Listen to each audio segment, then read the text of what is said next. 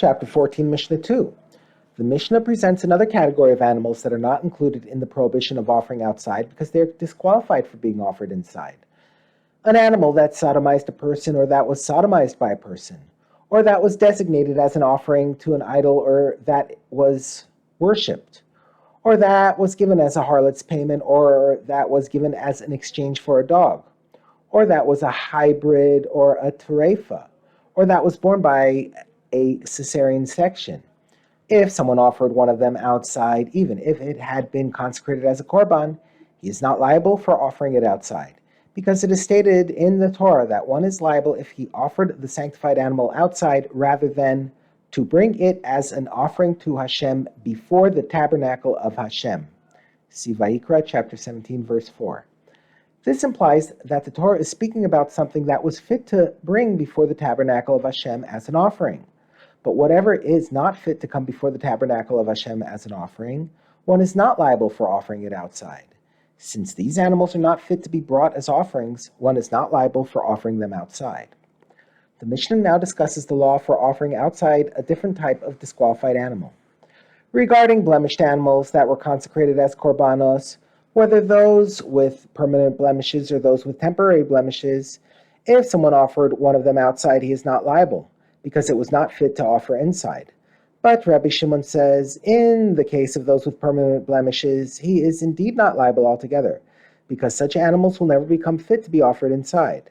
But in the case of those with temporary blemishes, though he is not liable to a chatas, because they are not fit to be offered inside now, he nevertheless transgresses a prohibition by offering them up outside, and is subject to lashes because they will eventually become fit to be offered when their blemishes heal.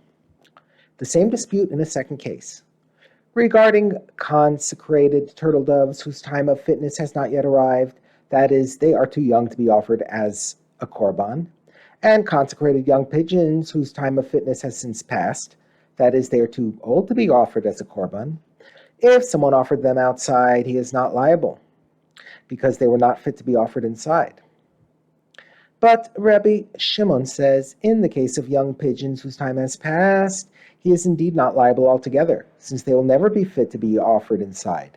But in the case of turtle doves whose time has not yet arrived, though he is not liable to a chatas, because they are not fit to be offered inside now, he nevertheless is guilty of transgressing a prohibition and subject to lashes, because they will eventually become fit to be offered when they mature. The same dispute in a third case. Regarding a korban that could not be offered inside because of the prohibition against slaughtering it and its child on the same day, or because it was premature, one is not liable for offering it outside because it was unfit at that time to be offered inside.